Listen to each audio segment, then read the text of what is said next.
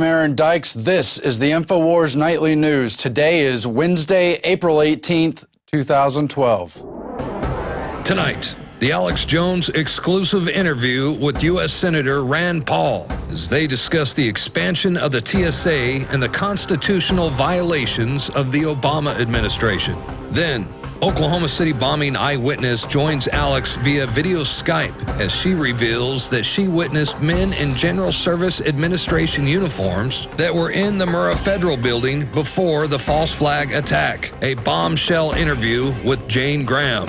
Next, President Obama has an ambitious plan to take command of the oceans and with it, control over much of the nation's energy in a move that can only be described as the ultimate power grab to zone the high seas. Plus, Goldman Sachs rules the world. Is the Bank of England next? And did you know that the national debt under Obama has increased over $5 trillion and counting? All that plus more of today's top headlines as we now take you to the Texas Central Command Center deep behind enemy lines. And Aaron Dykes from the Infowars studio in Austin, Texas.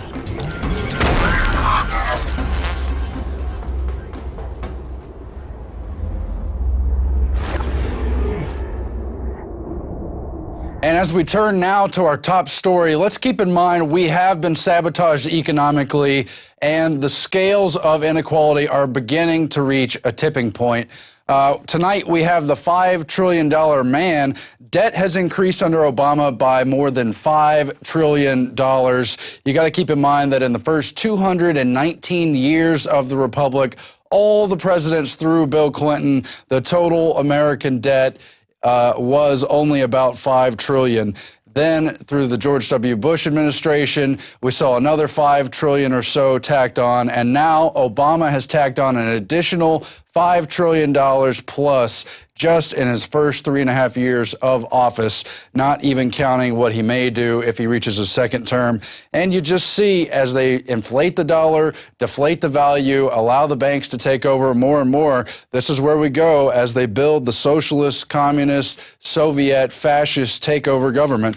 It's just disgusting. Meanwhile, the House Investigative Committee is focusing on the GSA. I think that's a department a lot of people weren't even keeping tabs on or aware of, the General Services Administration, which does general things with spending government money, I would imagine.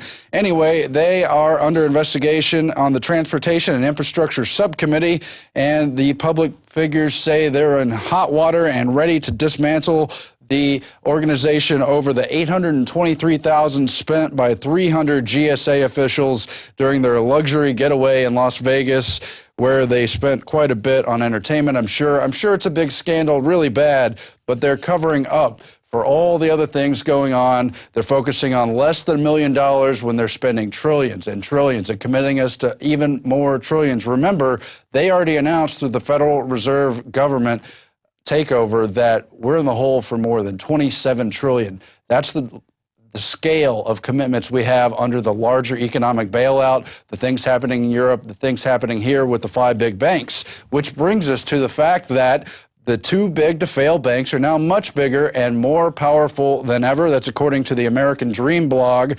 The Democrats, the Republicans, and especially Barack Obama promised something would be done about the too big to fail banks. Well, what's been done? Those promises have not been kept. However, the banks are much more powerful than ever, whereas at the beginning of the bailout, their total assets represented about 43% of total U.S. gross domestic product. They've now grown to having assets equal to about 56% of total U.S. GDP. And furthermore, the 5 big banks, which include J.P. Morgan Chase, Bank of America, Citigroup, Wells Fargo, and Goldman Sachs, are nearly twice as large as they were a decade ago. So you can see who's benefiting from the grand looting while we're distracted by the Obama presidency, by scandals in various government agencies, by celebrity news, on and on. They're just robbing and robbing and robbing. So what's happening in Europe? The takeover by Goldman Sachs is almost complete. Paul Joseph Watson has the report today. Goldman Sachs rules the world. The Bank of England next, and you've got Canadian Central Bank head Mark Carney apparently about to head the centuries-old Bank of England. like the Federal Reserve, it is a private institution that helps to loot the British government, subjects thereof, that is, as well as the rest of the world. And so it's seen as somewhat controversial that it's a Canadian set to be the first foreign head of the Bank of London. But A, he's a subject of the Queen anyway, and B, the Bank of London is foreign to what Britain stands for, even though the monarchy is not appealing either. The real controversy is that Goldman Sachs now has a number of very key positions inside the EU. Taking over the Bank of London would just be another step. You've already got figures like Peter Sutherland, member of Goldman Sachs, as well as BP from Ireland. You've got people like Antonio Borges of France. You've got Mario Monti, the technocrat, the Bilderberger, the Trilateral Commission member, put unelected to head Italy. Same thing with Papademos in Greece, and a number of other people like Petros Christodoulos. Mario Draghi is head of the EU Central Bank, so he's Europe at large, and you've got other figures in Belgium and Germany as well, really just solidifying this terrible takeover as there's all this pressure for more and more bailouts with the smaller European countries as that gets more and more out of hand. Who is soaking up the power? Not the money, the power. Well, it's Goldman Sachs. We just told you that. Meanwhile, the ACTA treaty is back in the news. Second MEP, second minister of the European Parliament, calls Internet treaty a threat to liberties. And so a member of European Parliament who was appointed to oversee a controversial global Internet treaty has called for the legislation to be scrapped just weeks after his predecessor. And so MEP David Martin replaces MEP Kader Arif as the EU reporter for ACTA inside the European Parliament. And David Martin, the new figure himself, said it poses dangers to civil liberties and outweighs any benefits, which just adds to the long list of complaints from the previous rapporteur for ACTA, MEP Kader Arif, who said, among other things, everyone knows the ACTA agreement is problematic, whether it is the impact on civil liberties or the way it makes Internet access providers liable, or its consequences for generic drugs or for geographical indications and more.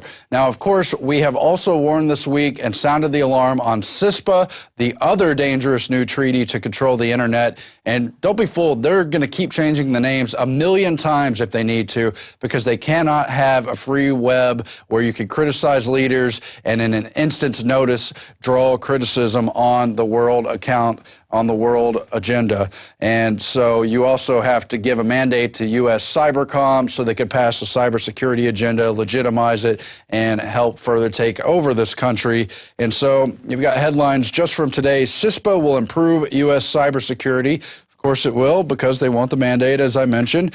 Web inventor Tim Berners-Lee speaks out against CISPA, and CISPA is dangerously vague, and certainly these are all just power grabs to shut down the free web. We've warned you about that. Another dangerous power grab in the physical world, mandatory Big Brother black boxes in all new cars by the year 2015. There's another Paul Joseph Watson article. They've got a bill that has already passed the Senate, and it's about to be, quote, rubber stamped through the House that would require all new cars in the U.S. to be fitted with black box data recorders from 2015 onwards. Just absolutely authoritarian. And they somehow claim that individual car owners would retain the rights to their data, but obviously it's set up so government agencies can get a hold of that data whenever they need it.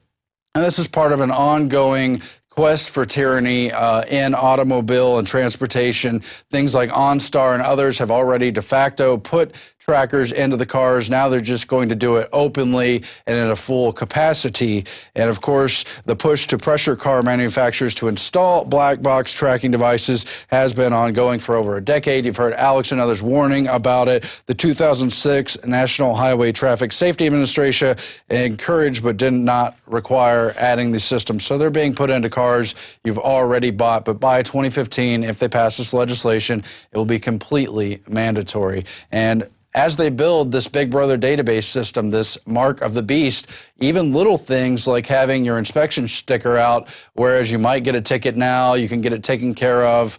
You have a little bit of window. Once you're in the system, not authorized for that or any other reason, your entire life is going to be shut down until you deal with their system. And if they got warrants out for your arrest, they'll find you quickly and you'll be doing jail time. Poor people who can't afford to pay some of these regulations will be doing jail time. It's just crazy.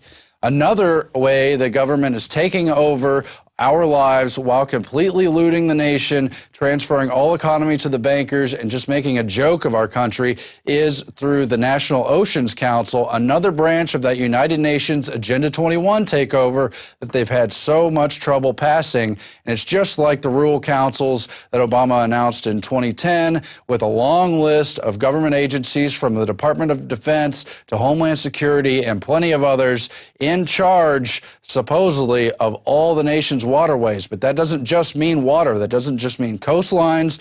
It includes rivers, lakes, streams. It also includes sources of water. So on the basis of snowfall, for example, they could be regulating mountain areas, environmental regions, on and on. It's all part of the larger sustainable development grab. And so from the Human Events article, Zoning the Ocean by Audrey Hudson, she elaborates on Obama's executive order from 2010. President Obama has an ambitious plan for Washington bureaucrats to take command of the oceans, and with it, control over much of the nation's energy, fisheries, even recreation, in a move described by lawmakers as the ultimate power grab over the zone of the seas. It's pure administrative fiat, Senator David Vitters said. And he's someone who actually, despite his own controversies and lackings, has been on much of the scientific takeover agenda. I know he was early on questioning John P. Holdren, who happens to head this Oceans Council, on his genocidal quotes from the past and other questions along these lines about these United Nations power grabs.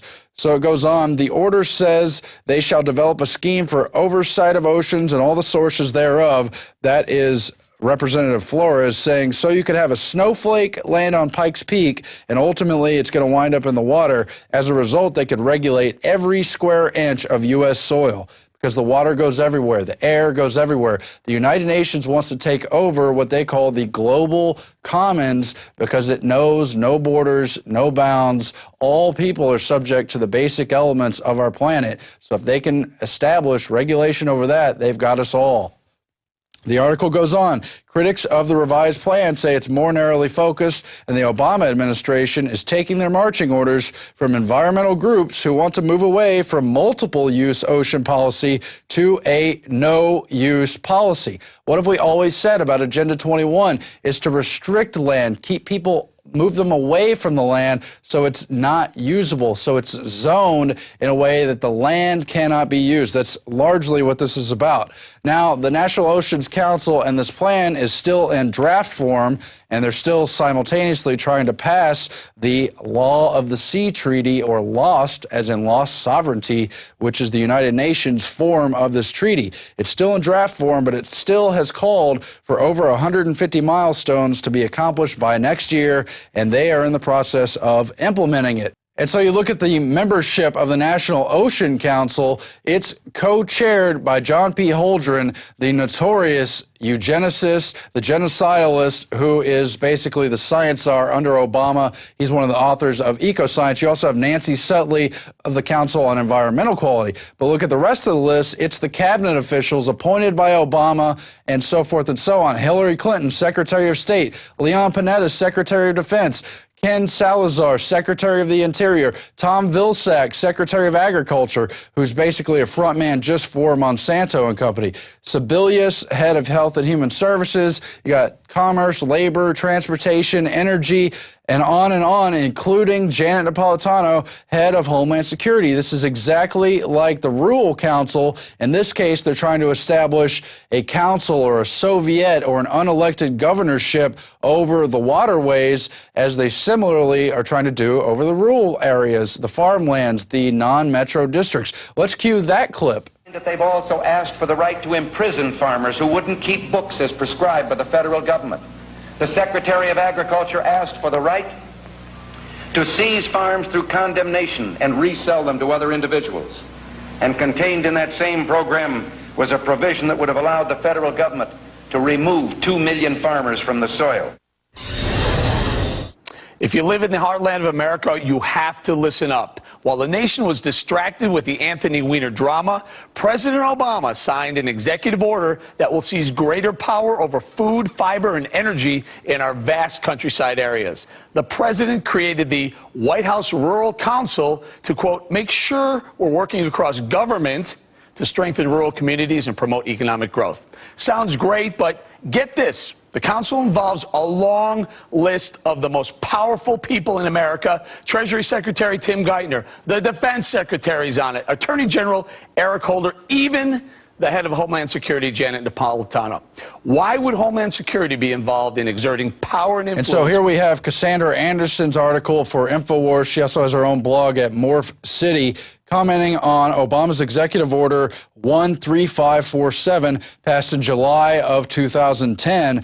And as she points out in the article, it is basically the United Nations Law of the Sea Treaty, or LOST, as in lost sovereignty, but they couldn't get that passed. It's part of the larger Agenda 21, and so they're passing under executive fiat this total takeover of the waterways. And it's just important to note the degree to which they plan to take over everything. It's sickening. You saw what they're doing in the Rural Council, and here they have it again. It's all these Obama administration officials over everyone's life, unelected, just like the governor's board. The governors themselves were originally elected, but nobody ordered the board of 10 governors who preside over the FEMA regions. And then similarly, they have the nation's waterways, the coastways, on, broken up into their own 9 regions. The whole point here is they're trying to regionalize the United States, put it under regional control, subregions and the larger North American region, all under global governance, with dozens of agencies, like the ropes over Gulliver's Travels. The Lilliputians have rope after rope binding them down. Not one rope, lots of tiny ropes circling the globe, putting it under control gradually through all these different policies, through these different advisory panels, through these Soviet blocs. That's what real communism is. It's unelected boards ruling over you. I think I made that point, so I'll just move on. And that will be our quote of the day. Watching television is like taking black spray paint to your third eye. That was from Bill Hicks, and how true it is. It's just like drinking fluoride kills the pineal gland, which is the scientific name for the third eye. Really, we're just being distracted under the television systems and the rest of the mind control to keep us from who we really are, from realizing what's really going on in our world, and of course, keeping us on our couch and from taking a stand against what's happening. I hope you won't do that. I hope you'll support Prison Planet TV, help us reach more viewers, tell everyone about the Infowars Nightly News, go out on the streets yourself with the signs, the billboards, the banner hangs, and the rest of it, and let's fight back against this damn system. We're going to be back with Alex Jones and a crucial interview from Jane Graham, eyewitness to the Oklahoma City bombing, saw the feds in action doing what they did. How horrible. And we're also going to show you the Senator Rand Paul interview that was so big and important that we heard earlier today on the show. You'll hear that on the break, as well as contest submissions. Thanks for watching. We'll be back again tomorrow.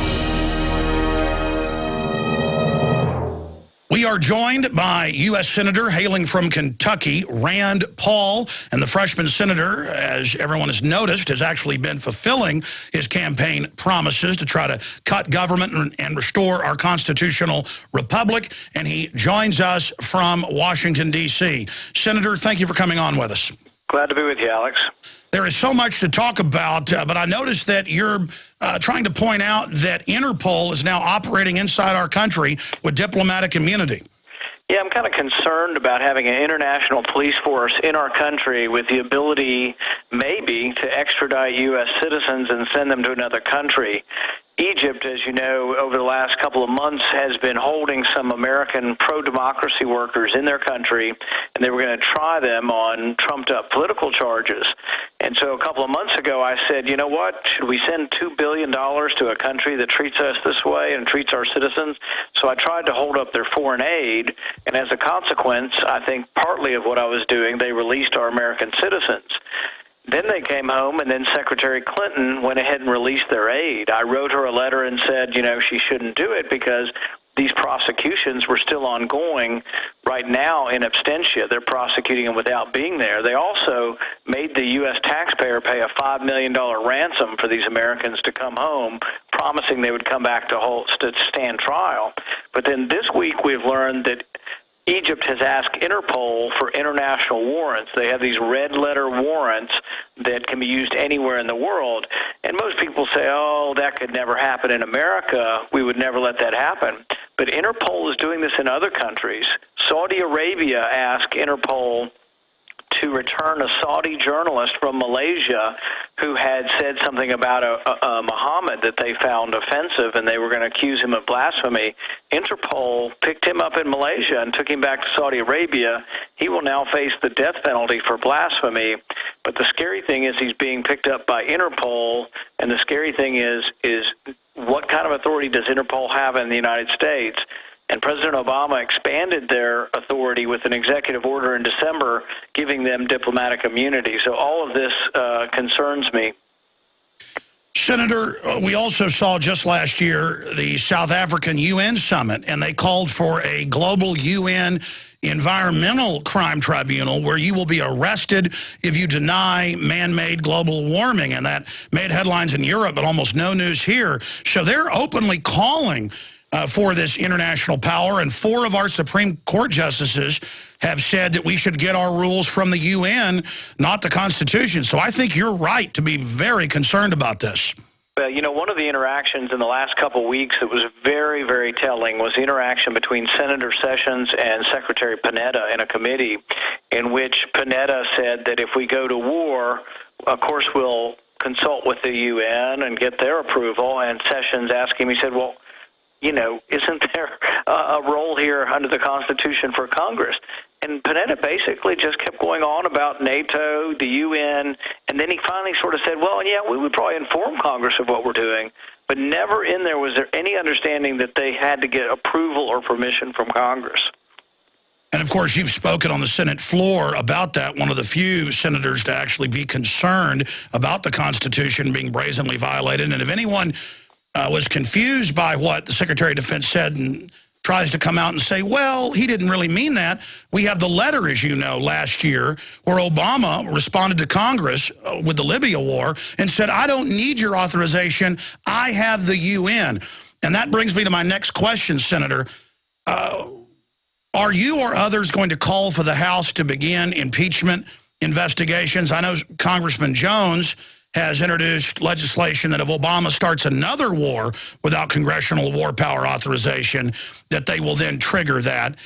But that's not moving very fast. I mean, this is extremely brazen, like Caesar crossing the Rubicon. If you or your father, who would get a lot more attention than Congressman Jones, were to call for impeachment investigations, at least to begin, hearings on impeachment, then I think that might get the executive to stop saying it follows the orders of the UN, Senator.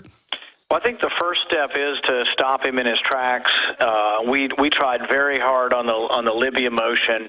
In fact, what we did on the Libya, when he went to war with Libya, is we introduced his own words. His words in 2007 when he ran for office said that no president should unilaterally go to war without congressional authority, which basically just restates the Constitution. And good for him, that's what he ran on. That was part of his platform. And then he went around and did exactly the opposite when he became president. And this is not the first time a Democrat or a Republican has changed their mind once they became president. They sort of believed in limitations on the presidential power until they actually became the president, and then they believe in unlimited powers. But we will fight him tooth and nail. We fought him. We introduced his own words on the Senate floor and asked people to vote for it. But the disappointing thing was 10 people in the U.S. Senate believe in the Constitution and believe that the Congress should have to declare war before a president goes to war. We got only 10 votes, and they were all Republicans.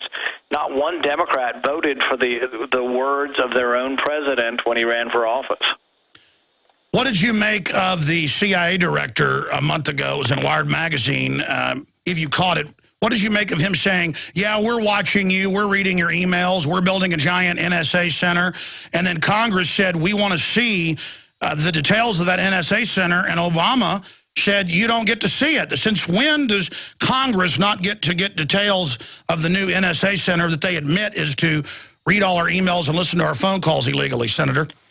Well, I'd say the one good news as far as Big Brother snooping on you is that there is some pushback. You know, the SOPA battle, the battle over, you know, the Internet and whether or not they could shut down different websites indiscriminately based on accusations without a day in court, without, you know, any Fourth Amendment or jury trial protections. You know, we won that battle and won it in a big way.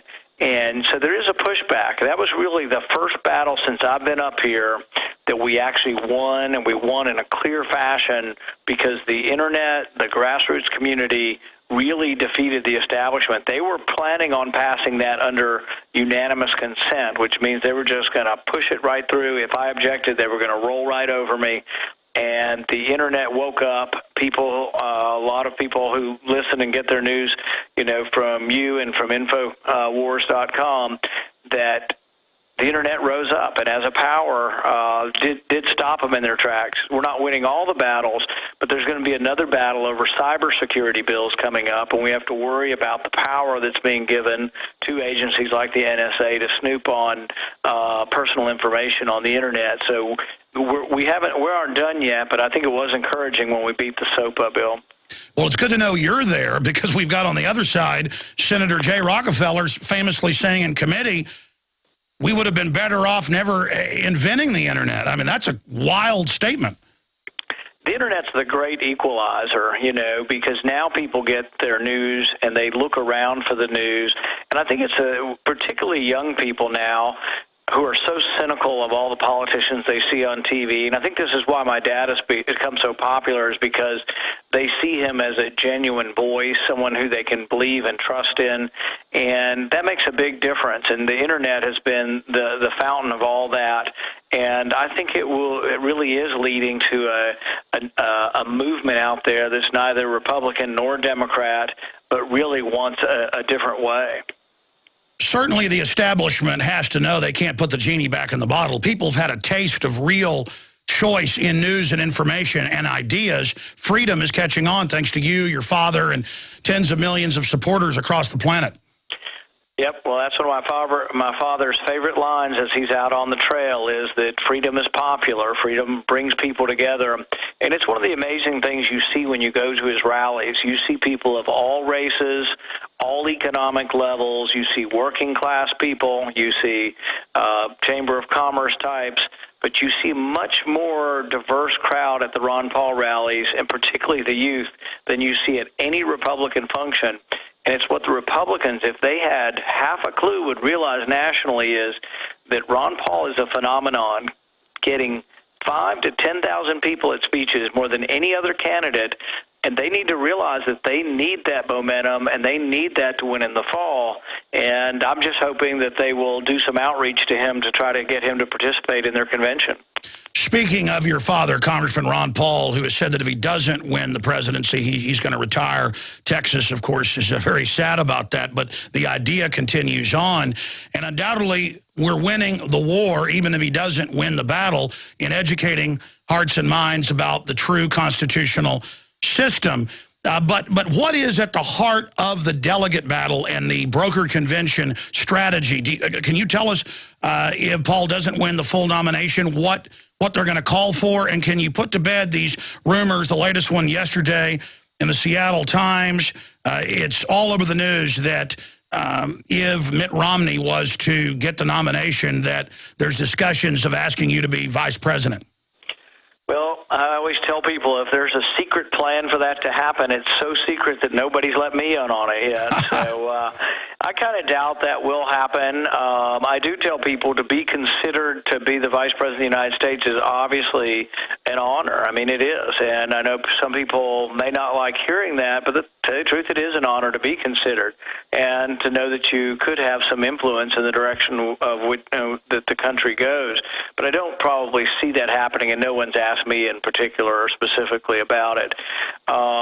With regard to, where my father goes, what the delegate strategy is, whether it could be a brokered convention, I think it's unlikely. I think now that Santorum has dropped out unless something changes dramatically in the next couple of primaries, in all likelihood, Romney will collect the numbers necessary to get the nomination sometime in May or June. One of the things is that if you win 5 states, you get to get your name placed in nomination, and you get guaranteed a position at the convention. And there's still some chance of that. Even though my dad didn't win 5 states, a lot of the delegations are not decided until you go through the state convention. They have county conventions, and they work their way up. And Ron Paul's done very well in Nevada, Missouri, Maine, Iowa, and a couple of the other caucus states. So there's an outside chance that he still wins 5 states, but I think that's one of the reasons that he'll go on probably giving speeches and traveling around and encouraging voters at least through the state conventions, which are mostly over in June. Sure, it's a victory just to be there injecting real issues. Moving quickly through some questions in the 5 minutes we have left, Senator. TSA, they have now announced, Congresswoman Jackson has announced here in Texas, Sheila Jackson Lee, that they have undercover Homeland Security outside of the 10th Amendment, TSA now on the buses and the highways. We've known this is coming, but that's just as illegal as Obama taking orders from the UN. There's got to be some end to this craziness. Dave Mustaine was just here in town visiting me a few weeks ago, rock star from Megadeth, and he complained to me that his 14-year-old daughter got groped at the airport here in Austin. There's got to be some end to this. Can you call for hearings in the Senate? I mean, isn't it illegal from your constitutional research to have the TSA now on the streets of Texas? I can't call for hearings. The majority party completely controls hearings. ISA can get hearings in the House and has had some. The interesting thing is what happened to you guys in Texas? I thought you guys were going to stand up to the federal government and ban the TSA from doing that in Texas. The feds threatened a air blockade, military blockade, and the unanimous House then fell to their knees and said, here's our daughters and sons, start groping. Well, we're going to continue the fight up here, and really becomes more complicated because this ends up becoming not just about personal liberty. It becomes about union power and the fact that the Democrats are big on creating new government unions because they're new voting blocks and new blocks of money that they can get, forced union dues to support their campaigns. So really the TSA is one of the biggest government unions now. And so we've been fighting, to privatize security, many of us, and would like to do that. We will probably propose legislation coming up that will do that, as well as some that will be less dramatic but would actually forbid them from doing pat-downs. We think the idea of random pat-downs is ridiculous, insulting, and really making no one safe. And, I think that if you made searches based on evidence of suspicious behavior or something like that, or basically had some kind of risk assessment done, then you wouldn't be doing this to elderly women, babies, children, the rest. The other thing that would make it a little better, not perfect, but it would be just to have a frequent flyer program of some sort. And I don't want the government running it, but if it were done privately and voluntarily, I think you could develop some kind of frequent flyer program. 2 final questions, Senator Paul. Number one, everyone has been impressed, even mainstream media has been impressed, that you could run for office for the first time in your life and be catapulted into the U.S. Senate, and that you have kept your promises and done so well and had such a senatorial, gentlemanly bearing and have learned the procedures and things. I mean, everyone I know across the political spectrum is saying Rand Paul, if Ron Paul doesn't make it, well, Rand Paul is definitely presidential material for the Republic. I know you don't like to toot your own horn, but, are you starting to think more about running for president? Well, I think it's too early to tell, and a lot of it, depends on what happens with this election. So, we'll wait and see, but I think also the voice within the Senate can be a pretty loud voice, and I'm definitely going to do everything I can to use the position of the Senate to fight for constitutional limited government, to really fight to fend off what I think is a coming calamity. If we do not address this debt bomb that's coming at us, we really are in for a bad way, and it may be something that hits us before there is even another presidential election. So we're fighting day in, day out to get people around here to wake up to the imminence of this problem. I've been telling people for a year there's a day of reckoning coming, and it's not something we're looking forward to. It's either something where we destroy our currency, and when you destroy a currency, it leads to chaos in the streets, and we don't want that to happen. All of these problems are fixable, though, and we have a wonderful country with a wonderful heritage, and there is an amazing potential locked up in our country that if it were unleashed and you allow people to freely interact and trade with each other, that we would once again be a dominant force in the world if we would just, really believe in ourselves and believe in our heritage. I agree with you. Speaking of our heritage not having high taxes, Warren Buffett, the biggest recipient of the banker bailouts domestically, that's McClatchy, Associated Press, it's a fact. He says raise taxes on millionaires or people making $150,000 individually or $250,000 in a couple. Well, he's the guy that wants that money out of the next bailout on record. I mean, this is asinine. Give us a brief comment on that, Senator, because I know you've got to go, and then what you're going to do on a balanced budget amendment. Well, I tell people I'm getting sick and tired of hearing about Buffett's secretary. I think she makes more money than I do, and I think her assets are probably greater than mine. And so I'm not, too concerned about Warren Buffett's secretary.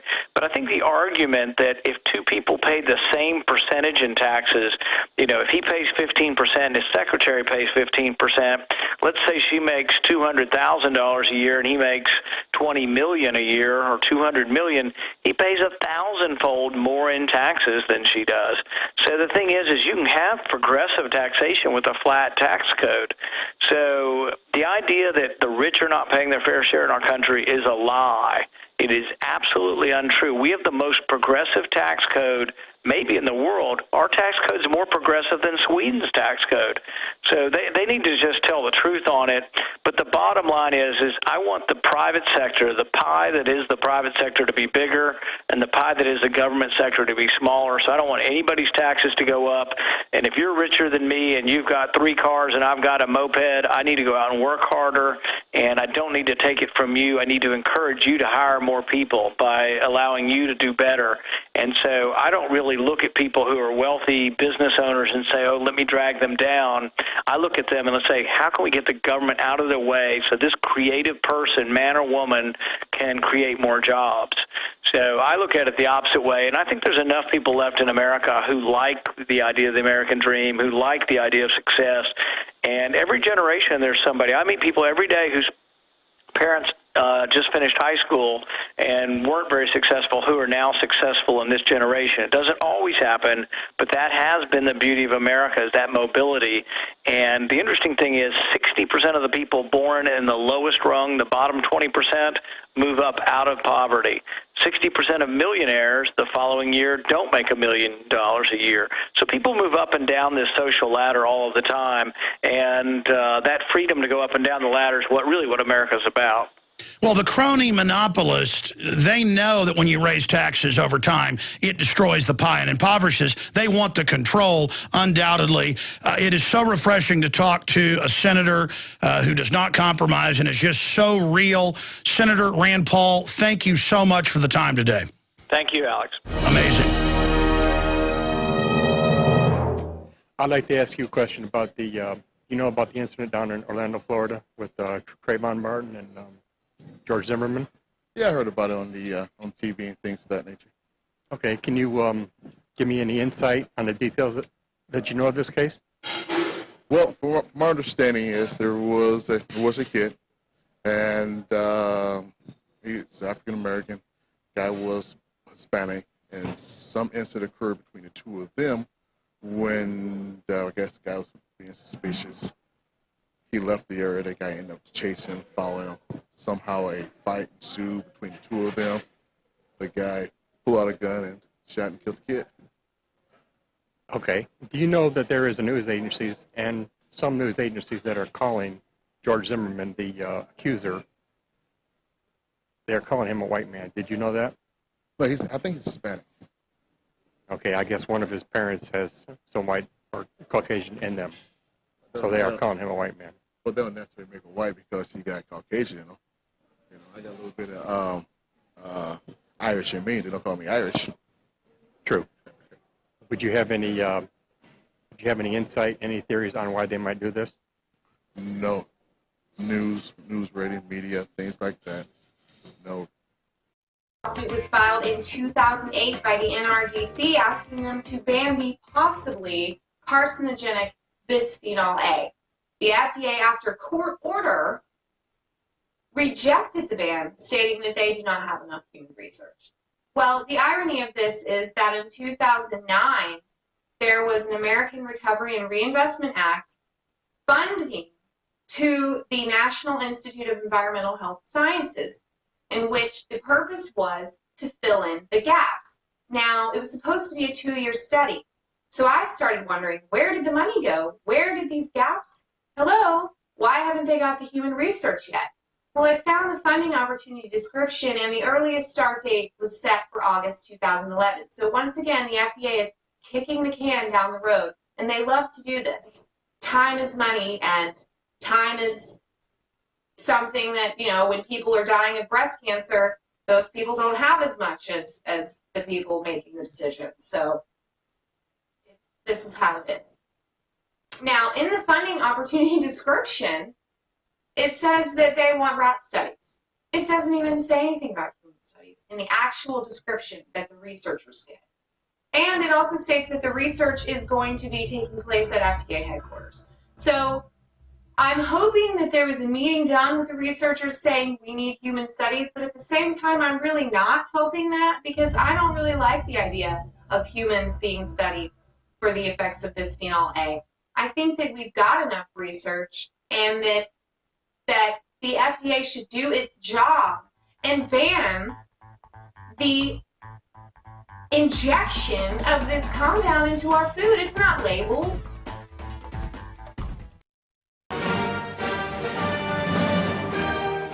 Hello, this is John Mueller reporting for Infowars.com.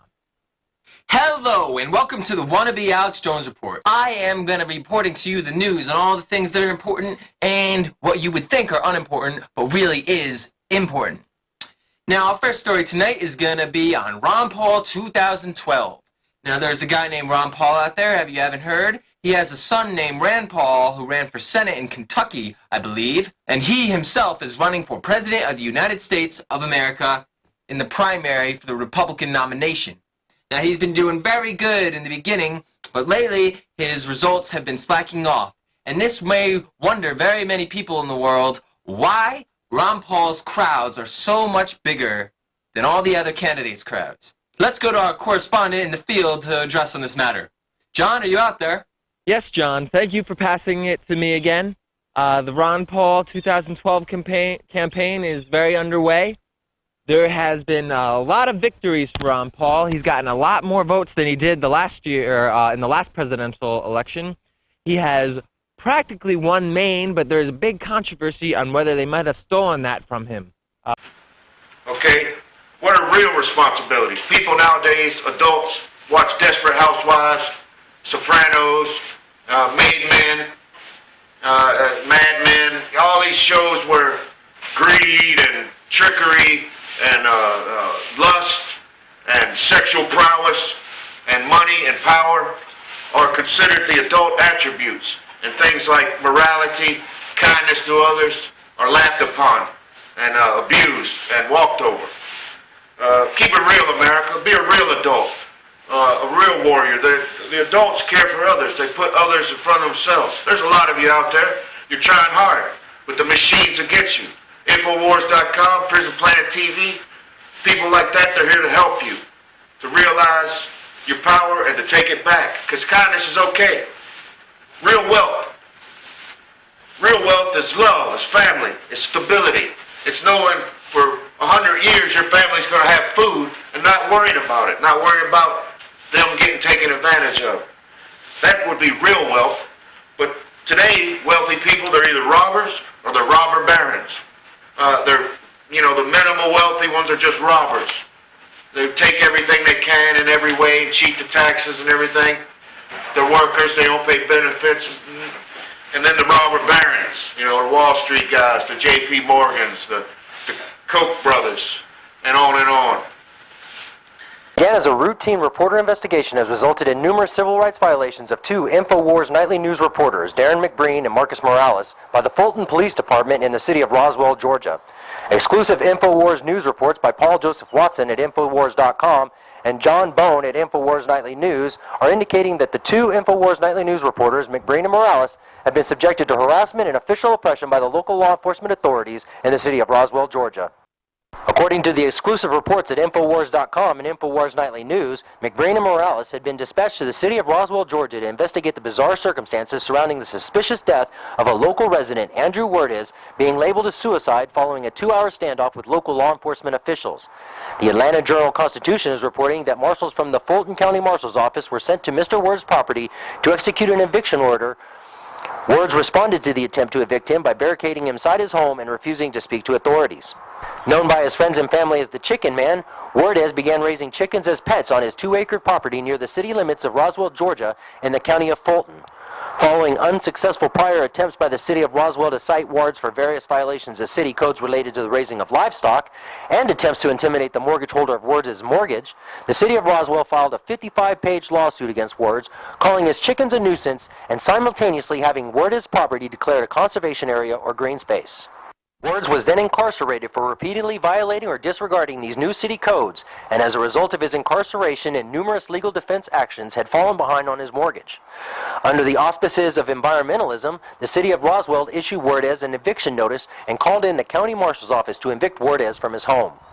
Following a 2-hour-long standoff, Werdes told authorities and reporters to get off his property, and according to local authorities, then doused his home in gasoline and lit it on fire. This alleged action resulted in a huge explosion in the home, which claimed the life of Andrew Werdes.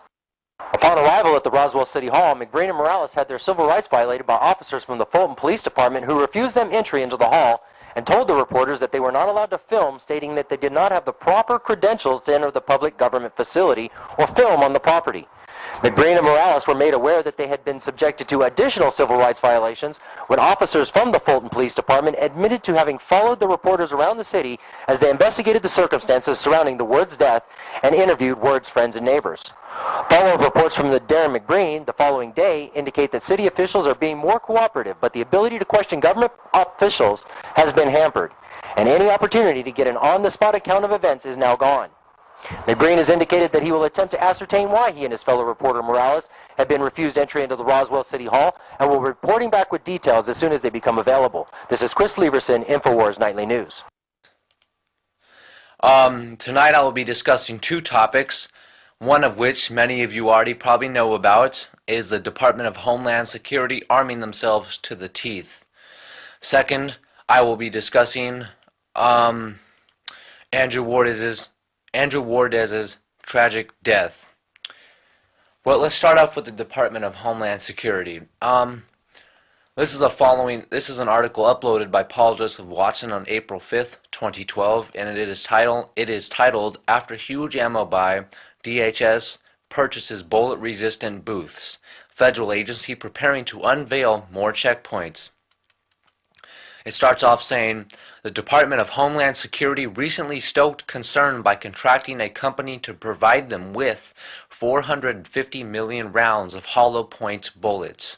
Now, the federal agency is also purchasing bulletproof checkpoint booths that include stop-and-go lights.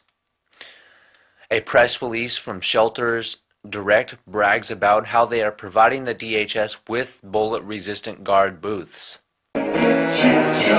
Infowars.com, the #1 internet news site in the nation, because no starvation without representation. The sensation of prisonplanet.comization, fighting Agenda 21 modernization, and the New World Orders. Weaponization, corruption, fake organization. Infowars.com fighting globalization, and the cultivation of sterilization, and the fascist incorporation of the human occupation. It's the cultivation of globalization. So get to Infowars.com and slay the New World conflagration. Good evening. Welcome to the Infowars Nightly News. I'm your host, Gus Cantivero. This week, President Barack Obama invoked the Warren Buffett rule in an attention-getting headline stunt for the president's re-election campaign, trying to capitalize on the anger from the Occupy Wall Street movement. Warren Buffett famously penned an op-ed last year in the Wall Street Journal where he said that he shouldn't pay more tax than his secretary does. But he didn't mention that his secretary makes over $200,000 and that all of his money comes from capital gains. Now we can figure that out because his secretary pays over 30% tax, and that's reserved for the tax bracket of between $200,000 and $500,000. And if Warren Buffett is only paying 17% tax, then that must mean he makes below $200,000. So where's all his money come from? It comes from his tax shelters, his overseas investments. It comes from his capital gains. The tax plan that he is proposing will, of course, be rigged to protect people like him. It'll be rigged to protect all the people who make all of their money from capital gains and from sheltering their money overseas. It's not going to do a thing to actually increase the fairness of the tax rates. And Barack Obama has used the word fair to say that it's only fair for the rich to pay their fair share. Well, I have an issue with the misapplication of the word fair. Fair is not to increase the taxes on the wealthy. Fair is to lower the taxes on the middle class. It's just not fair for people who make around $150,000 or $200,000 to be paying 30–40% tax of all their combined income in a two-family house. You know, why do we have to play all these games to try to get deductions? It seems to be that the only way to get wealthy is to break the laws, is to skirt the tax laws, to hide your money overseas. It's just simply impossible playing the game fairly to become part of that 1%, which is really the upward mobility that everybody really wants to begin with. The Daily News has an op-ed titled, "No, Mr. President, we're not that stupid. Buffett rule is a stunt, not sound policy to revive the economy." This is written by Andrea Tataros.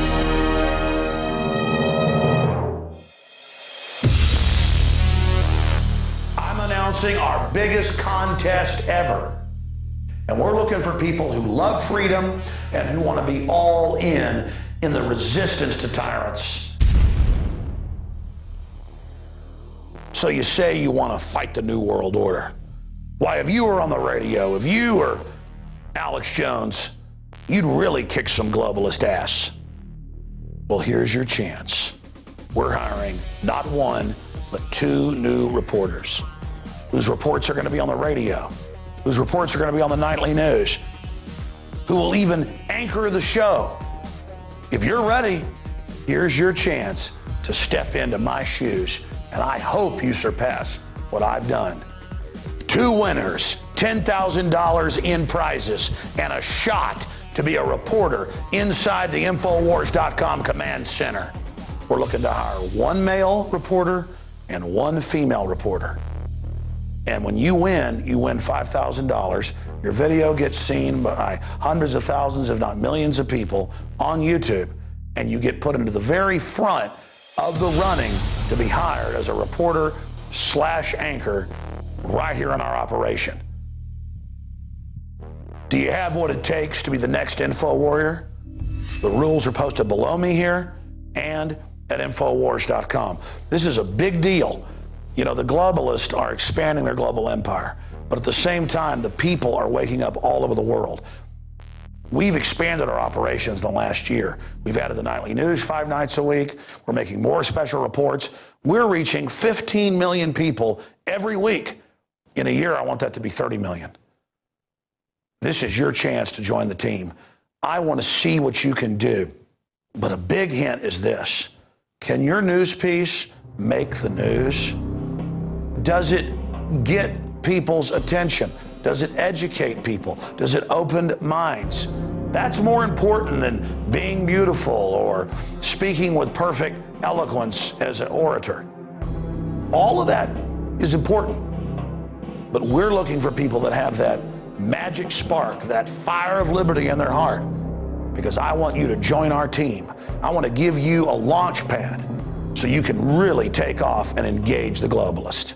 And if this works, we'll have contests all the time, and we'll continue to build this operation. I'm involved in a talent search, looking for people who have the fires of liberty burning in their hearts and their minds. You've got until April 30th to complete your news report, and then we'll announce the winners 1 week later. Are you going to join the info war?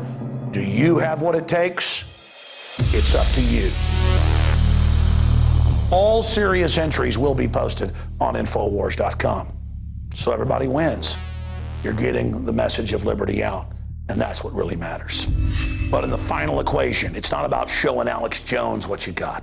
It's about showing the world and the globalist that no army can stop an idea whose time has come. Join me in the info war.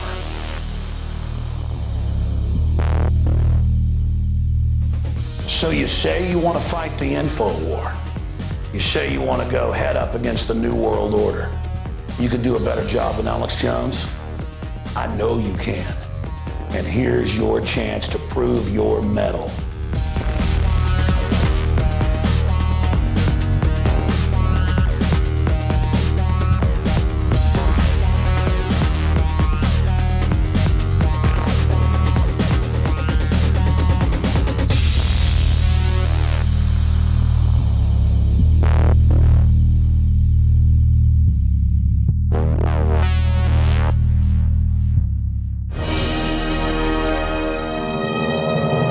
Welcome back to this Wednesday edition of Infowars Nightly News.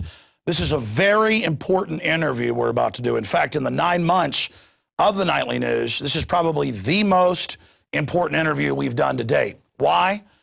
Because the woman we're about to talk to is a survivor of a very serious false flag criminal attack. And of course, that is the bombing of the Alfred P. Murrah building on April 19th, 1995. And of course, the anniversary is tomorrow.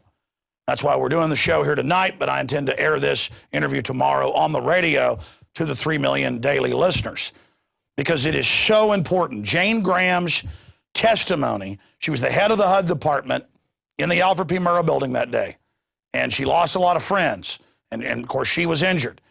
And her testimony ties together with the testimony of police officers and others, and is completely damning. She is a star witness in all of this.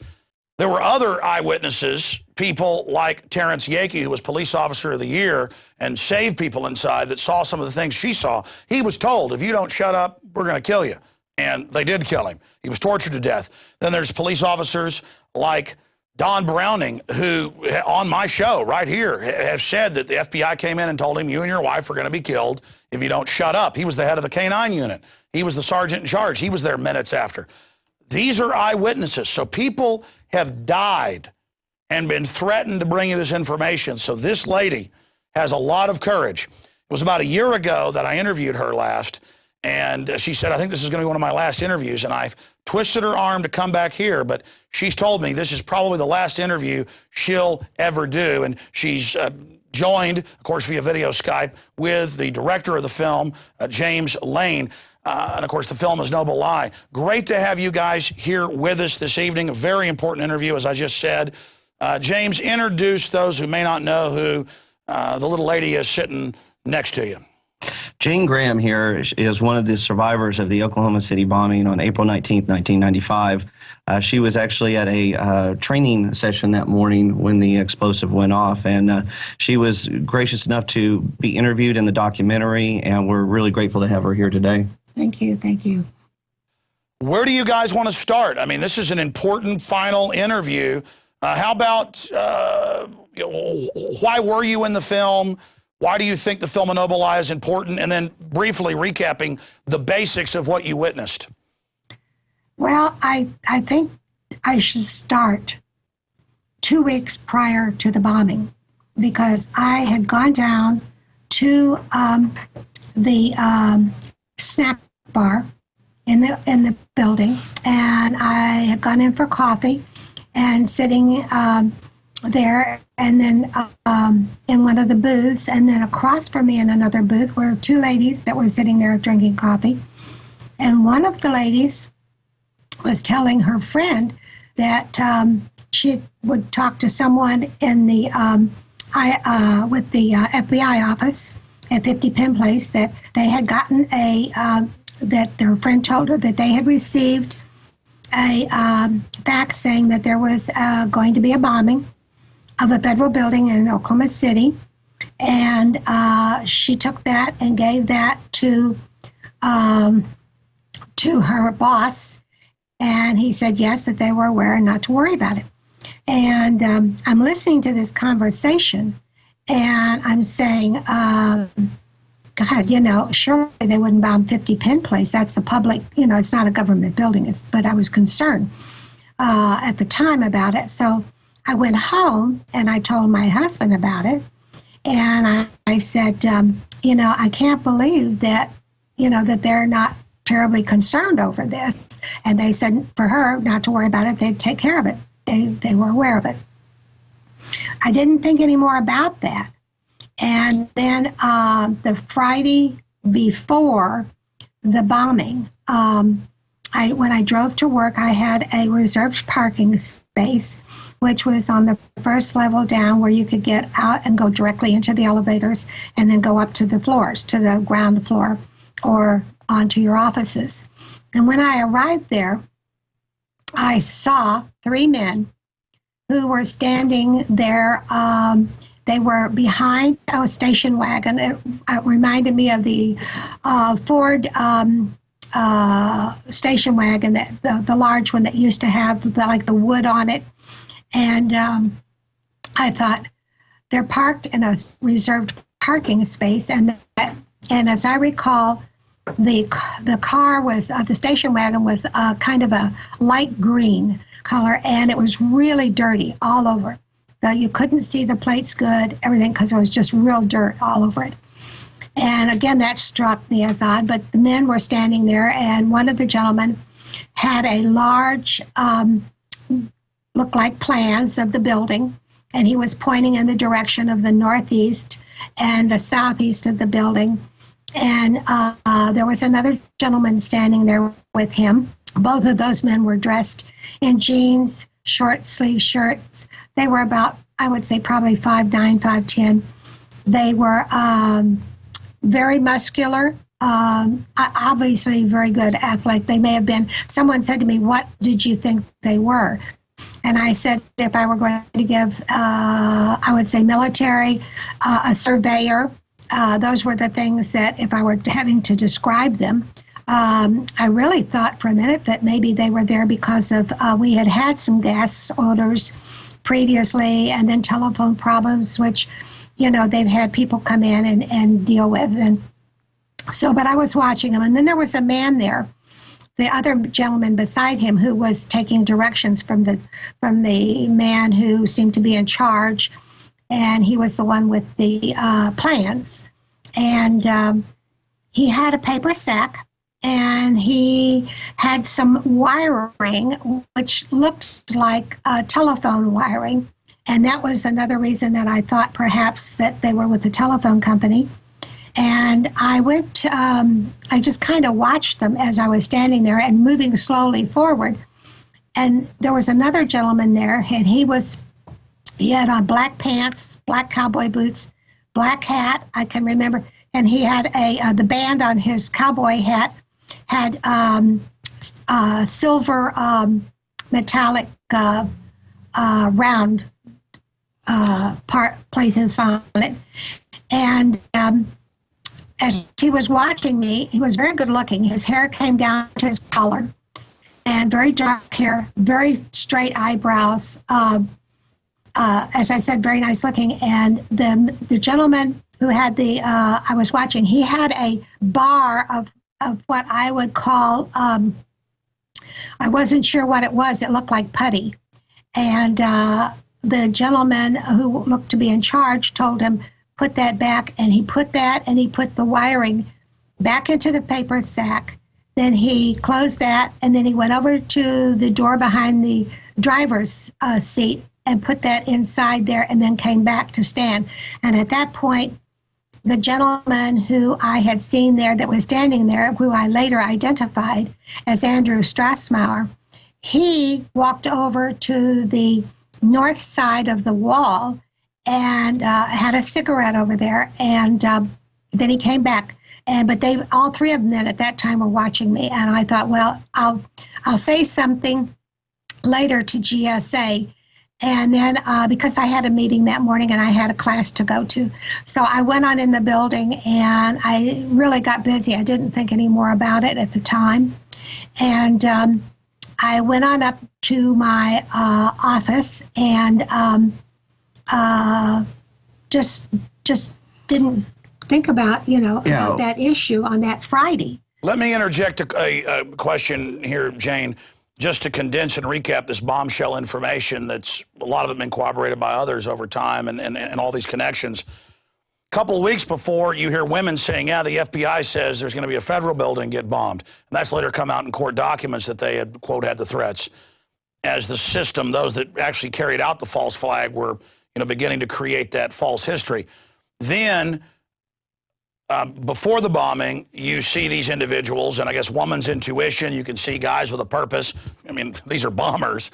I mean, what was it about them that made you stop and pay attention? Was it just woman's intuition? I mean, I'm just trying to guess, why were you paying attention to these people? It's kind of a side issue, but since I brought it up, what was your exact position there at HUD?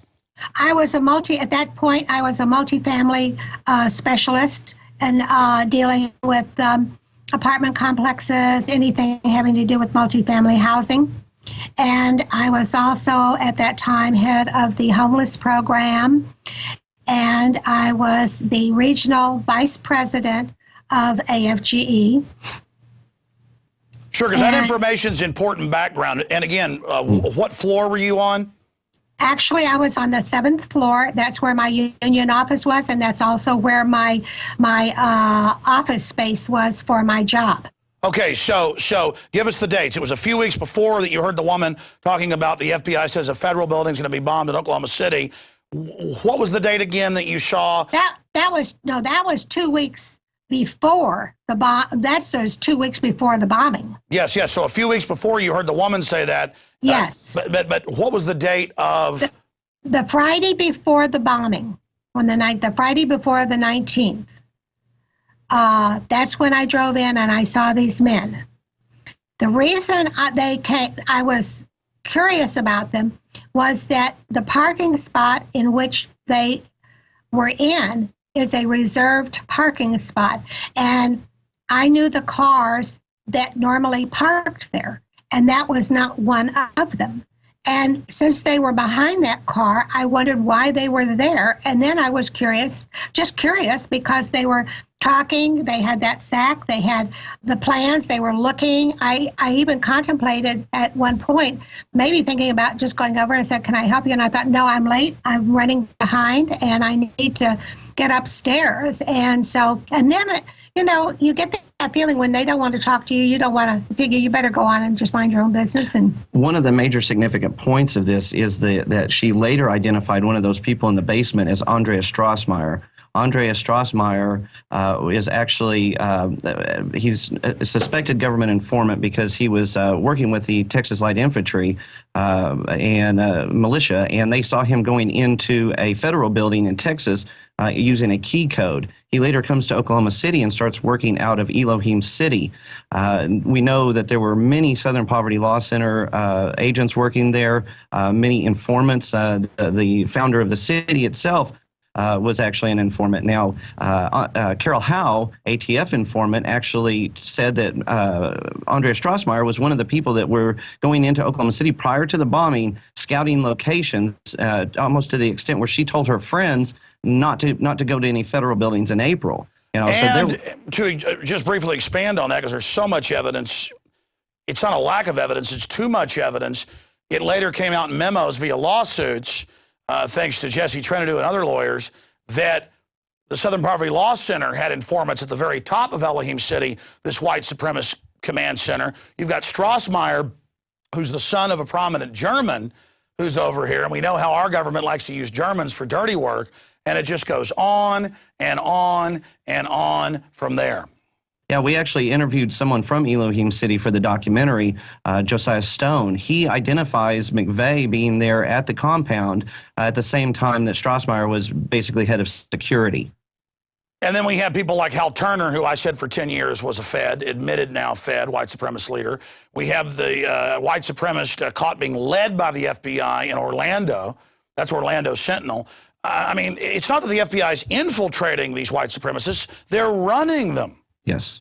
Yes, and Andreas Strassmeyer, after the bombing, was whisked out of the country through Mexico via his attorney, Kirk Lyons, and the FBI called him on the telephone and asked him if he was involved. That was the extent of their interview with him. The vehicle that you're describing in the basement actually matches a description of the vehicle that Andreas Strassmeyer was driving, where he'd actually been pulled over, and then they get a call to say, let him go. Yes, yes, that's correct. And they were told not to search his luggage, to let him go through, do not detain him for any purposes. And it was interesting, too, that Andrew Strassmeyer's father was a good friend of the president's. And so they had a lot of strings that they could pull and attach to get him out of this country. And but there were more people involved, and I tried, V.Z. Lawton and I tried desperately to get a stay of execution because we wanted McVeigh as a witness. And they would not, the court overruled that and said they would not allow that, and they went ahead with that execution. I really believe, I had seen him several times in the elevator. He was always dressed in his camouflage pants and top.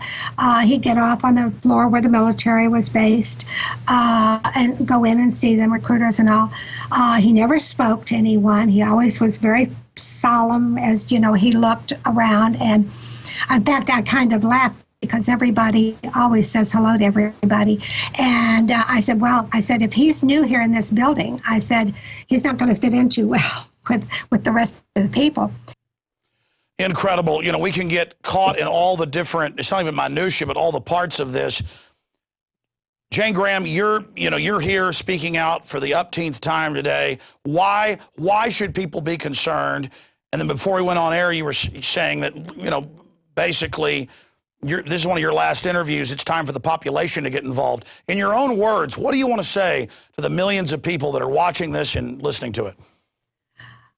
The main thing I'd like to tell everybody is pay attention. Do not believe that the government is your friend.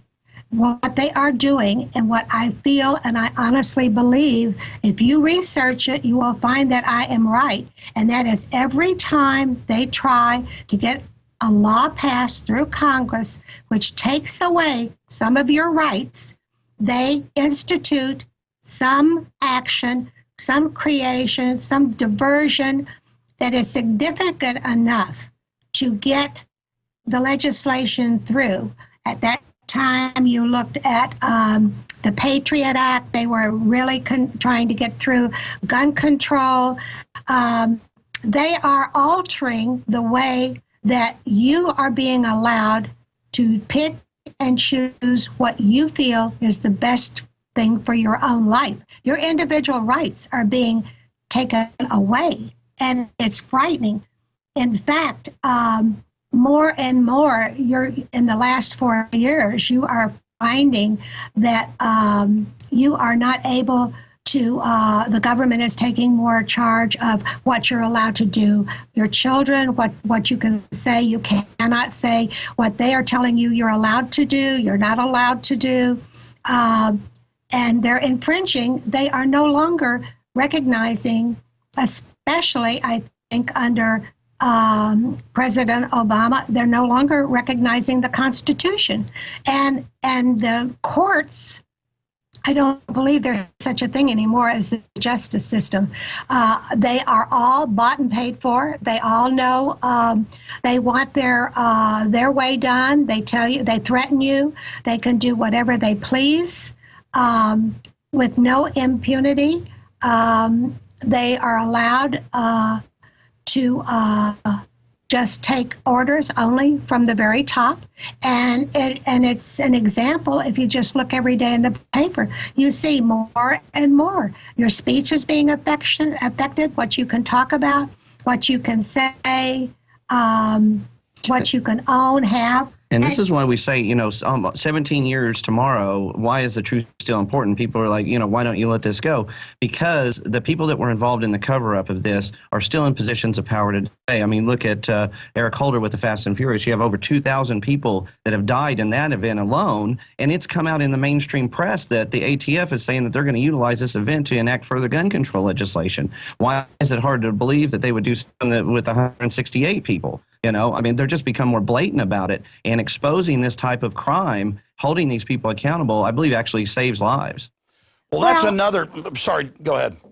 Well, I was just going to state, I have always maintained that not only did the government know about this bombing ahead of time, there are other things leading up to that too, but the actual morning of the bombing, when I came into work and was dropped off at the front door, there was a man in a suit there that had two individuals who had ATF raid jackets on.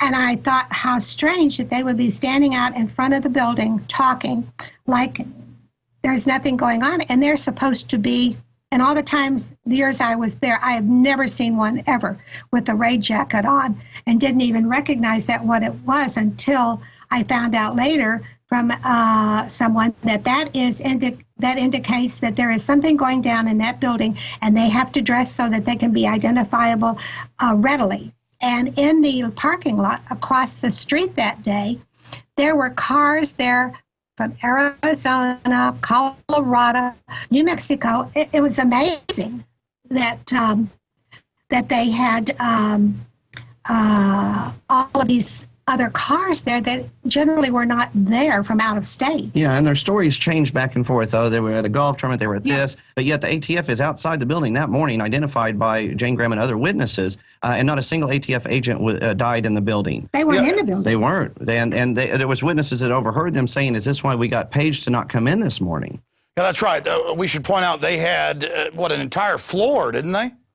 Most, yes, most, and that was actually where some of the greater damage was. There was ordnance inside there. There was explosives. There were weapons. They claimed that they didn't exist, and we show in A Noble Lie, we actually have footage of them taking out C4 and weapons out of the building that they say didn't exist. You have the governor, before he got the talking point, admitting they'd removed the bombs and the bomb squad. And just to be clear for people that are new to this information, the ATF, basically had to threaten people, hey, bandage us up. And they're like, well, you're not hurt.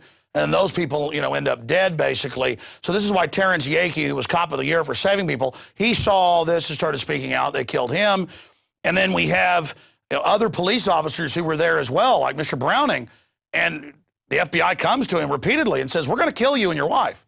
Shut up. I mean, this is, and he's in your film, A Noble Lie, that I should add is available at Infowars.com. But the point here is this is life and death. I've been death threatened just as a talk show host covering this. I get death threatened so much I pretty much ignore it, but these are death threats where they tell you what's going on in your house. They tell you who you've been talking to. I want to ask Jane if she's had any threats. I know Hoppy Heidelberg has, where they come to his house and basically point guns at him. I mean, that's how this stuff is so incredibly real. But again, the ATF, we know, blew up a Ryder truck months before in a test. That's even been on the news. We know the feds have confiscated all the surveillance tapes.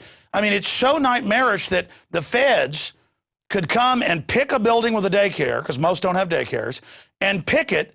And we know that's probably why McVeigh, well, according to Nichols and others, got so mad. He's like, it's one thing to blow up some feds to get a police state and to shut down states' rights, but you're going to blow kids up. It's like kind of Tony Montana and Scarface. He'll kill people, but not little kids. I mean, it just shows. And then you have one of the top FBI guys lying and saying he was in Dallas. Turns out he was there the night before. We have the receipts. And then you've got the Deputy Attorney General's own memos where we've got to cover this up, get down to Oklahoma. And now he's the Attorney General, and he ships guns to Mexico. And the memo comes out to blame the Second Amendment. And they admit it's killed 2,000 in Mexico. Hundreds in the U.S., 3 police officers, 3 Border Patrol. I mean, this is a false flag right there with Operation Fast and Furious. I know I'm ranting, but my God, this is so obvious. Jane, what do you say to that? I agree with you. I do agree. It's frightening that the government is allowed to use the power to do and enact anything that they want in order to achieve power. And I really, it's all about power and rights. And if you are concerned, if a person is not concerned about their individual rights, then God help this country. It's just unbelievable. There is so much now that the government is doing to take care of everybody for free in order to get their votes. And if you're getting free money out there, if you're getting everything free and you're not working for anything, and I'm not talking about people who can't find a job. I'm not talking about that. We have real problems in this country. We have problems, a lot of it having, and a real concern is the police, the FBI, CIA, the people who are in control and what they are doing. This is not something that has just come about overnight. This has been well planned, well thought out. After the bombing, people can go back and look. The first thing Clinton said was, this was a terrorist attack, well orchestrated. Janet Reno was on there talking about it. And then they pushed the omnibus terrorist bill. Right. And then right after that, it wasn't but the same day, and they're saying, no, there was just a couple of individuals. It went from one to the militia first, then the individuals. They were blaming everybody around. Talk radio. Yeah. But the problem is, what about the government and what about their liability? We tried a lawsuit. We filed that against the government. And we have tried various things. And my concern also is that when you do things like that, it does put you out there, I think, in the public, and they all say, oh, well, I had people I worked with for years, and they said, oh, God, the government would never, ever do anything like that where there's children. I said, get real. I said, this is about power. This is about taking away your rights. And I said, I was very fortunate. I grew up in a house where my father was a union man. He was an executive in Chicago. And he said, listen, nobody gives you anything for nothing. He said, not only that, he said, watch what you say. Look what the government does. He said, you better be careful. Look at it from every angle. Don't just believe something because somebody tells you that. And so, I grew up wary of just hearing and believing what somebody is telling me. But people would say to me, I worked, well, that's a lie. They would never. I said, yeah, they would. Power is a very big ego trip for anybody. Mm-hmm. And, Janet Reno was out there and saying, you try to get information. What happened? They went out and they stamped everything, that it was national security. Once it gets that stamp on it, you can't go in and look at it. And let's expand on that. You guys are the real experts on this. I've gone over it. It's in the film. But, James, how many video cameras, because I have a copy of the LA Times and Washington Times, where valiant FBI agents, this is a decade ago now, went public and said, yeah, we've seen the tapes. It's John Doe number 2 and other men. The tapes weren't erased. The tapes weren't, not on that day. That's a lie. We've seen them. So these were good guys in the FBI, and there are other bombers. And then they basically get in trouble. But the point is, there were so many cameras on there, and they declared national security on them. All these lawsuits to get them, they won't release them. Right there. Why don't you release who did the bombing if it's McVeigh by himself? Exactly. If it's 17 years on and all the perpetrators have been brought to justice, why can we not see the tapes? And this is one of the early documents that Jesse Trinidad got that had the FBI actually describing what they saw in the tapes. And it says that they saw the suspects get out of the vehicle. Suspects, plural. There were additional people inside, or additional person inside the van with McVeigh. There were hundreds of tapes that were duplicated. We interviewed the gentleman that actually duplicated the tapes. Said hundreds of them. And the FBI is saying that they can't find them.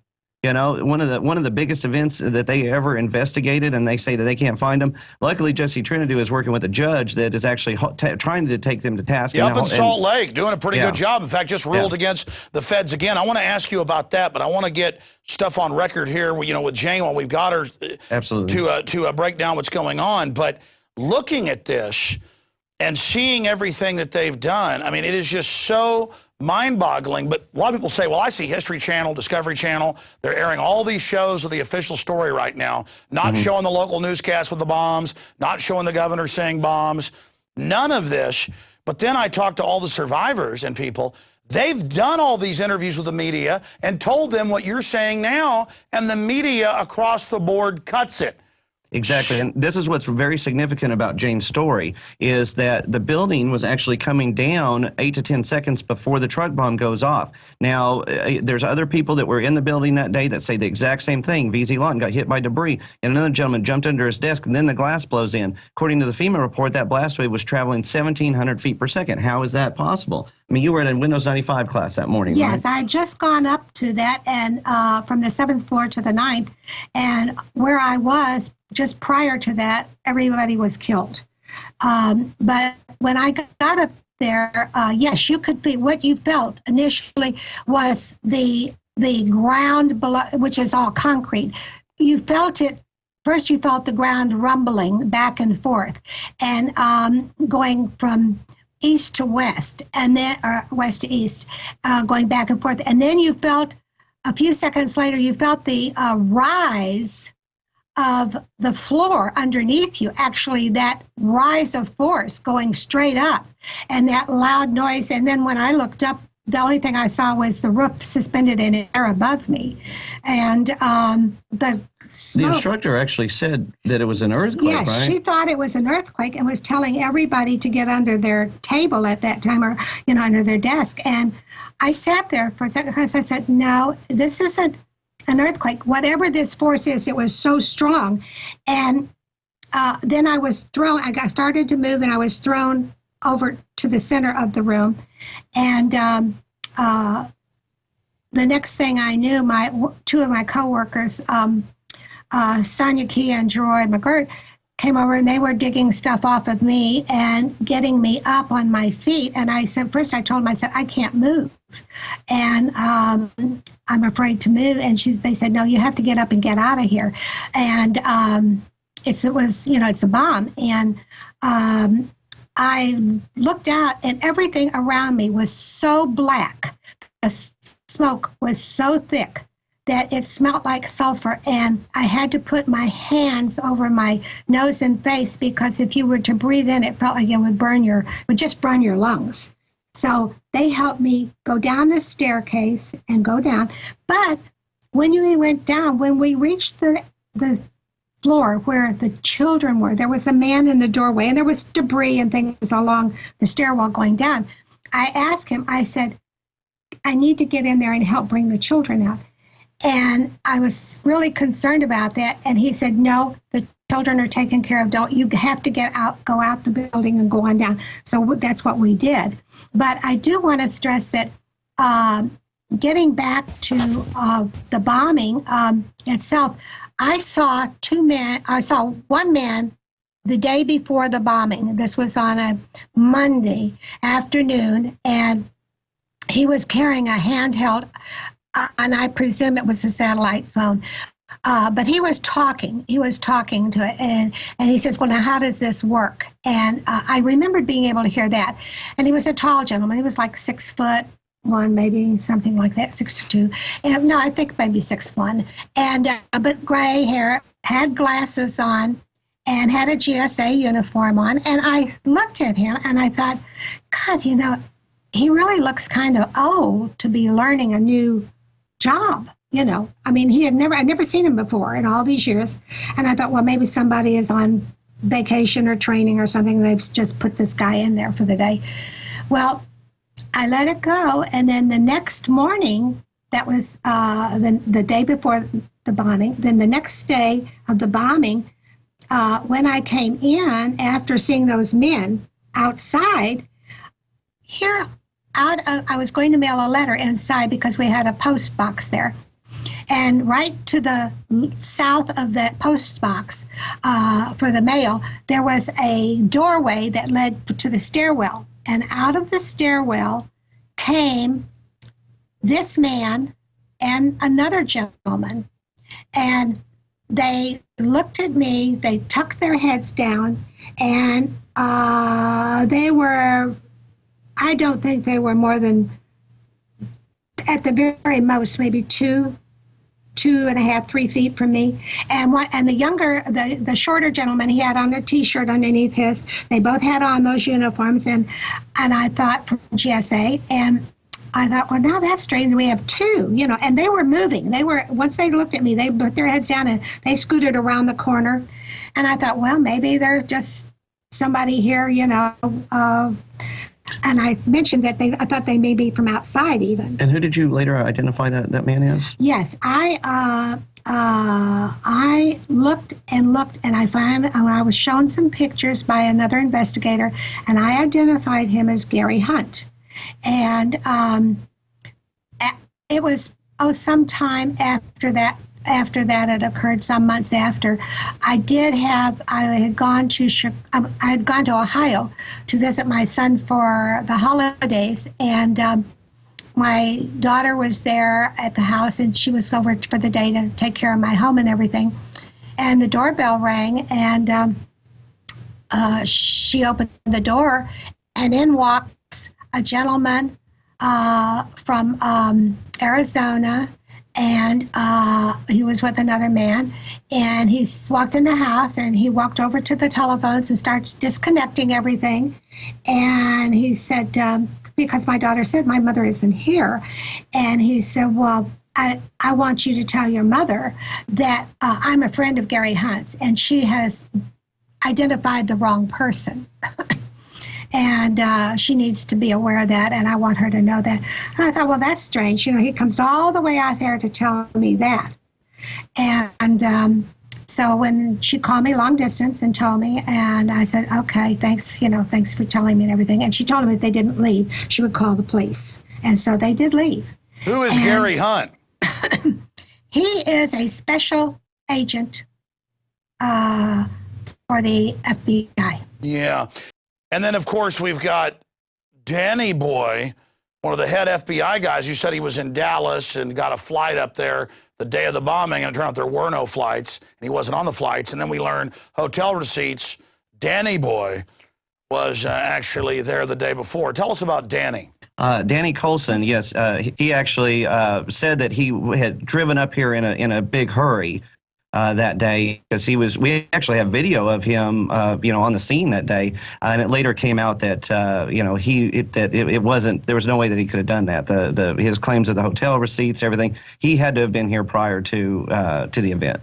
Well, also too, Alex, I want to bring in that Louis Free, his assistant, was there that morning right after the bombing. They have pictures of her directing people. The fire department couldn't even go in to rescue anybody because she would not allow anybody in there other than FBI people. And they were taking out money. They were taking out. I understand all the papers. Papers from.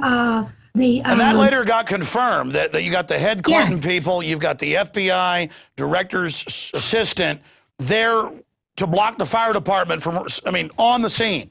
This is incredibly scripted, incredibly staged. What type of intimidation did you actually experience? I felt like my phone was being tapped, because when I would pick it up, you get these clicking noises on it. And I did finally call the phone company about it, and I said, I really believe my phone is tapped. And I said, can you check that? And they said, well, I said, I want to find out if it is. They said, well, we can't report that to you. If it is tapped, we will notify the police department. And I said, well, what if it's the government that's doing it? And they said, well, we're sorry, we can't give you that information. Well, after that, it stopped, and then I didn't have it anymore. So, Alex, it was another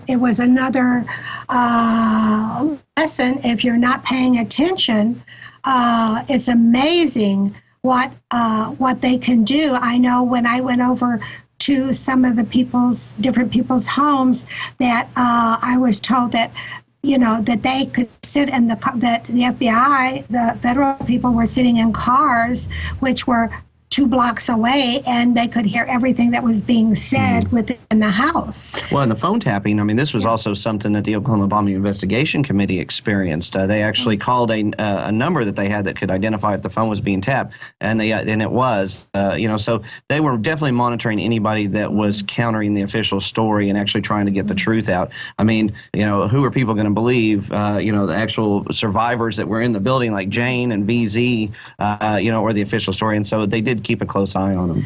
And it's, again, it shows human nature, and that with all the people, I was so distraught over the fact that in this country, that they would come in, they would bomb where there were children involved, and it's being taken care of. And who is there but the same FBI leaders, whether it was with us or Ruby Ridge or anywhere, the same people keep coming up, heading up the investigations. They're the ones who give the orders. It's amazing that after all of this took place, all of the people, whether it was the police chief, whomever, they all got wonderful jobs, making big money, improvements, and it's just, I don't know, it's so discouraging that people will not stand up. Even my own people within HUD that were there, there were so many good workers, there's so many good people, they were wonderful, and yet, they are so one-sided in that most of them refuse to believe that this can't be anything other than what the government says it is, even when they change their story a number of times. And I tried to get them to identify. I wanted us to look at pictures. I asked to look at pictures of people, of FBI people I thought I could identify. Through the police department, I went to several attorneys about it. I talked about it to the FBI. I sent a letter to Stephen Jones. I sent a copy to my own attorney, my doctor, and for verification of what I was saying to the FBI. I gave them descriptions of the men that I saw, precisely where they were, times, everything. I had an appointment with one FBI agent.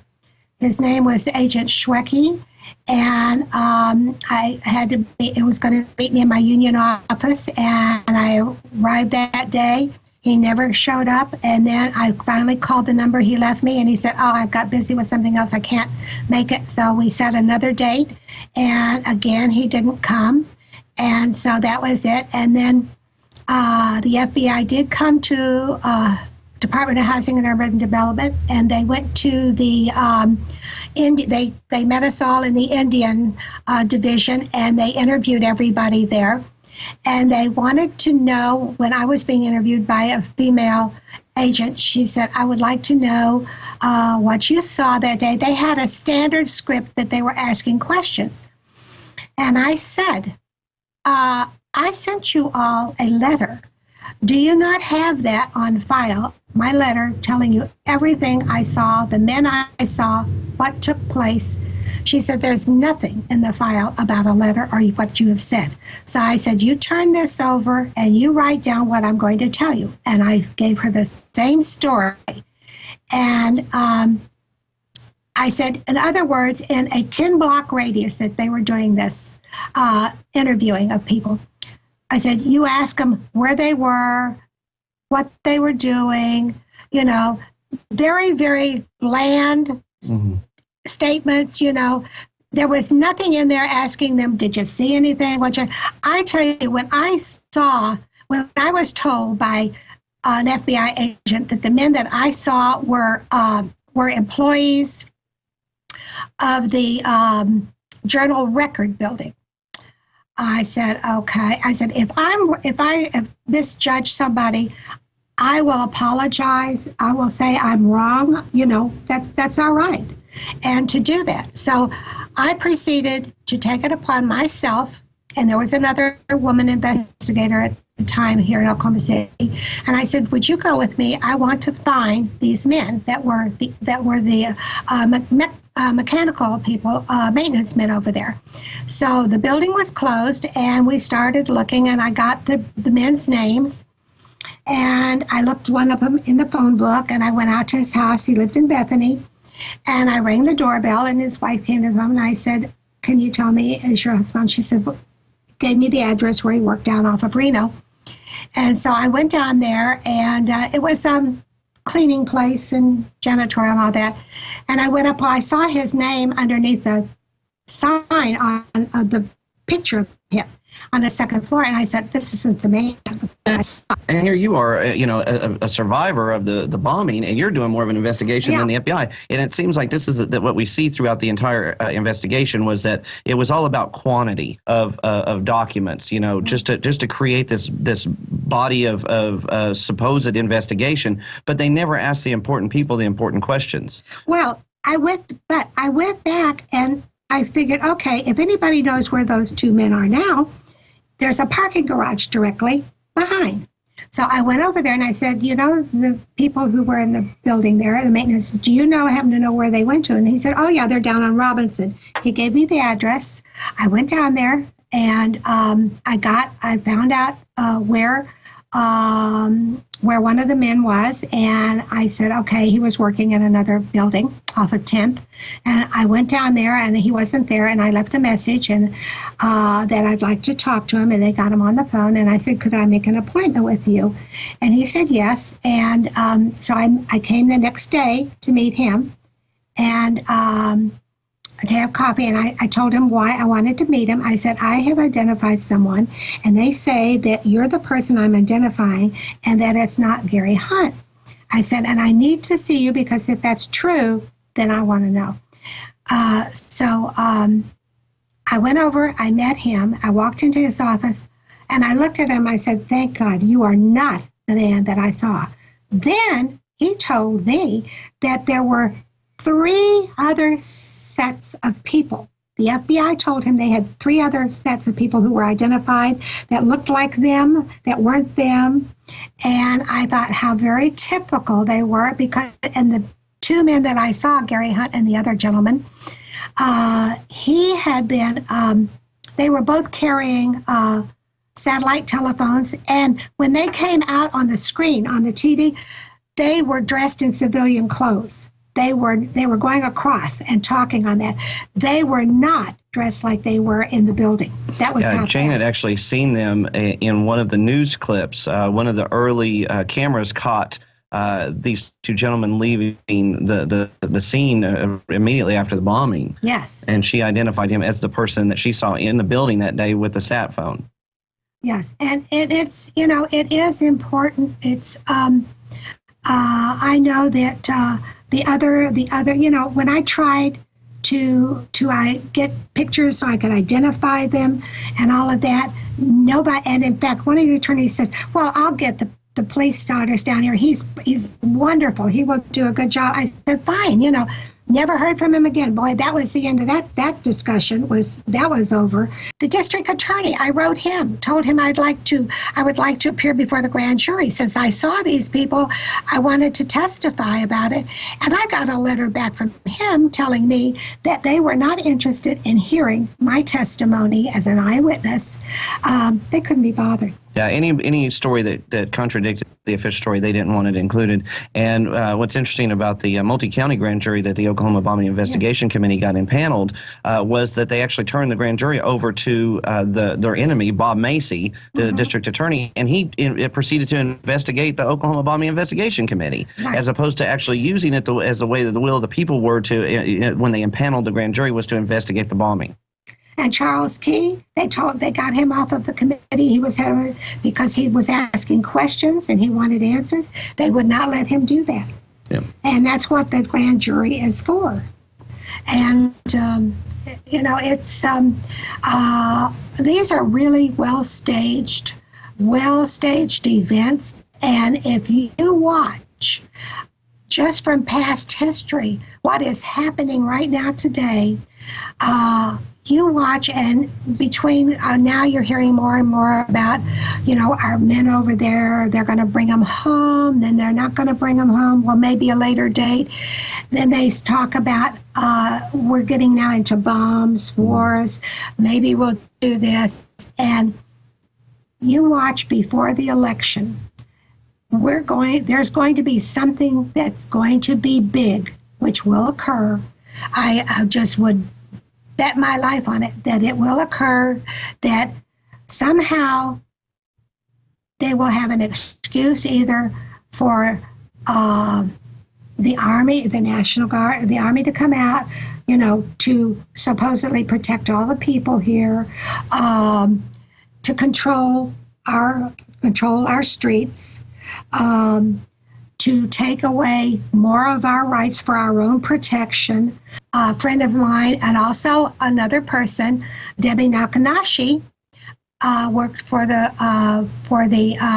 U.S. Post Office. She was intimidated. She saw what went on outside with the bomb squad and everything, and she was told by her employer that if she spoke about it or talked about what she saw, she would be fired. I told her immediately to go to the union.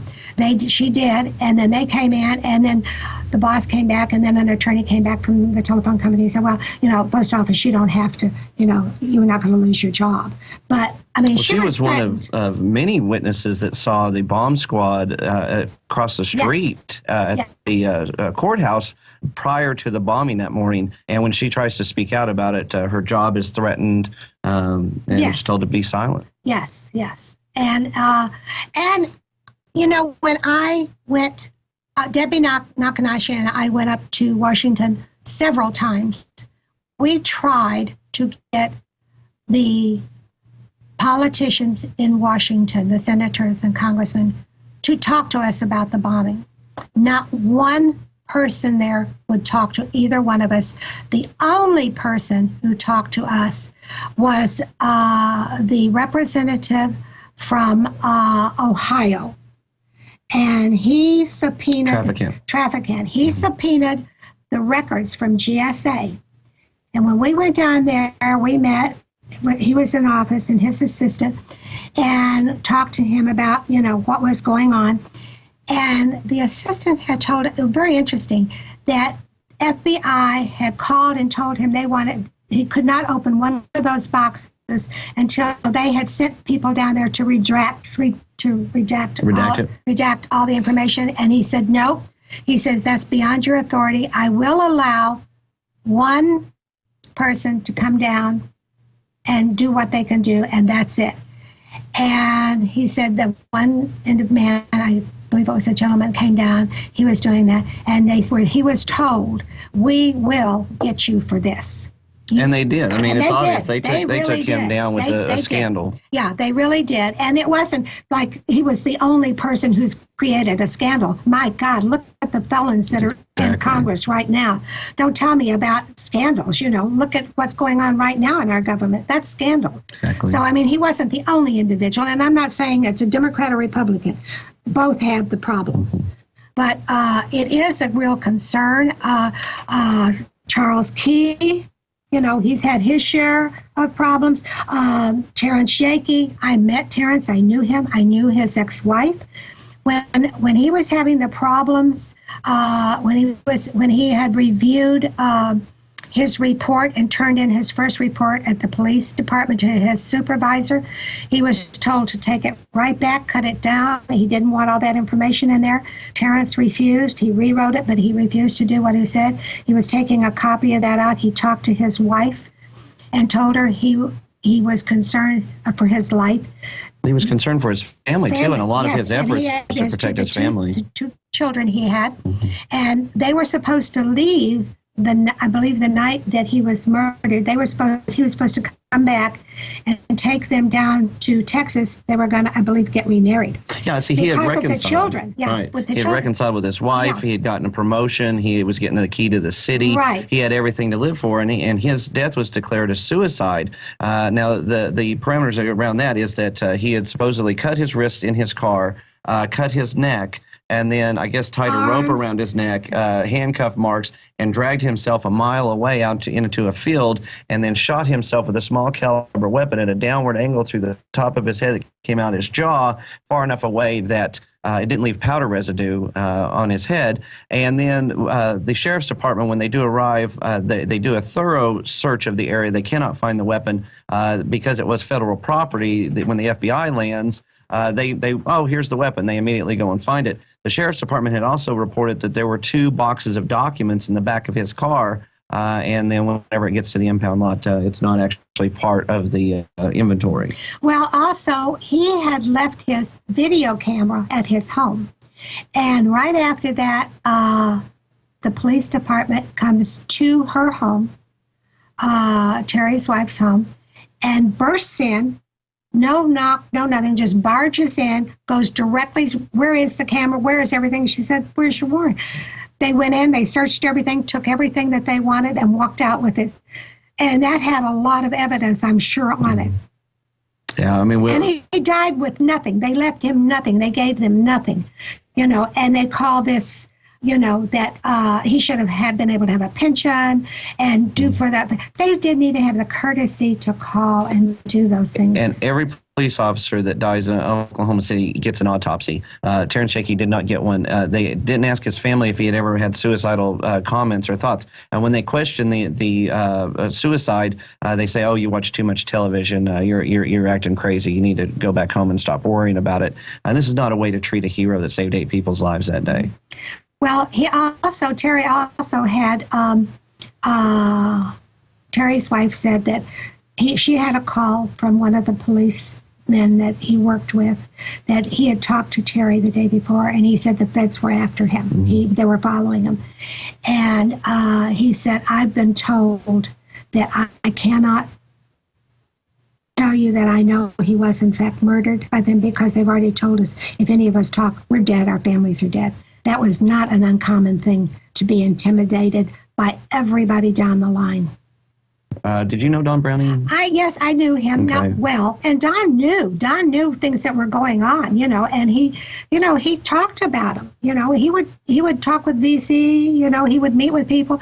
He would talk to things, talk to people about what was happening. And, but they didn't want to hear it. It's just like, thank God that when Carol Howe went to before the court, and her supervisor, they had made her out to be a liar and she was crazy. And when her supervisor got on the stand and she said, she was under oath, she said what she said was absolutely the truth. Surely more people out there have morals to stand up for what everybody in World War I and World War II stood for. The military today, they go, the military today go over there to areas where this is a political war. This isn't war against the United States. It's a political war.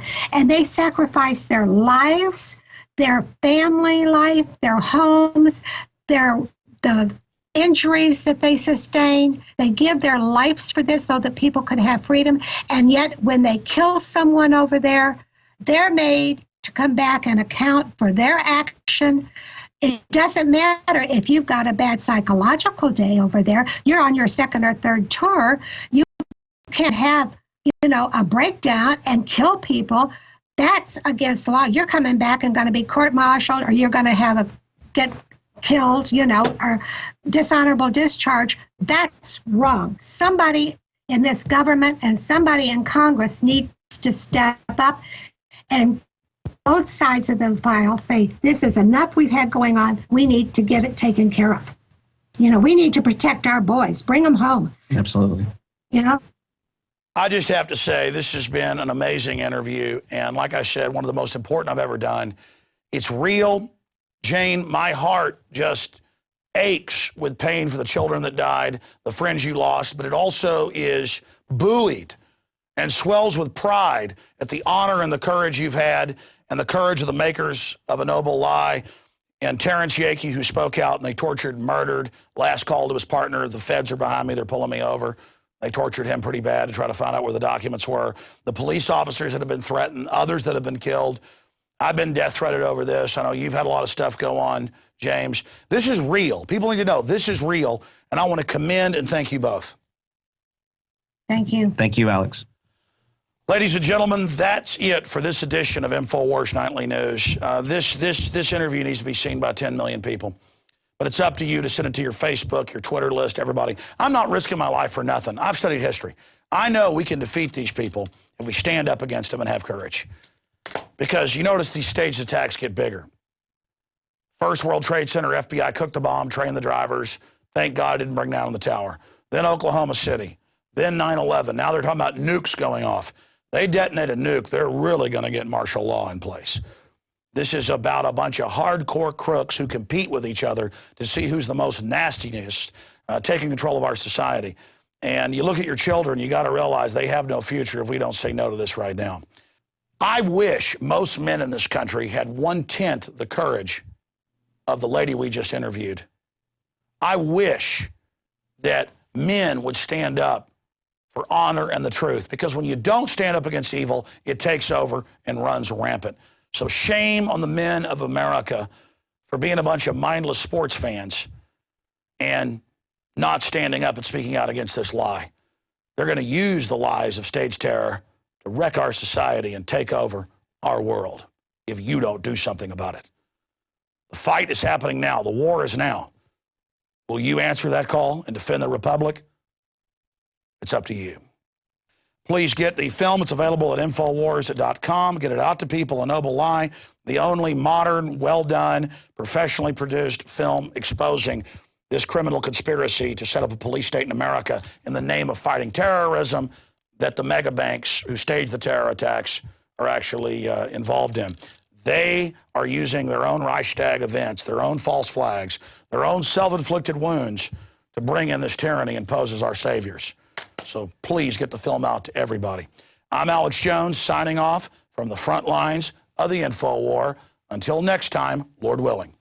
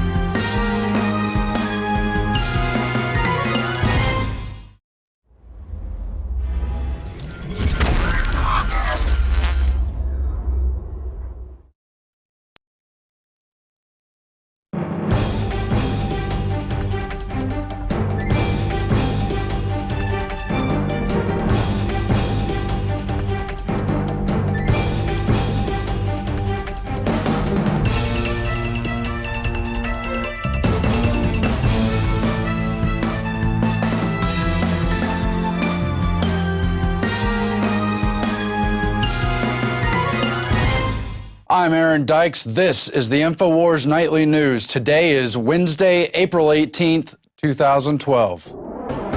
Tonight, the Alex Jones exclusive interview with U.S. Senator Rand Paul as they discuss the expansion of the TSA and the constitutional violations of the Obama administration.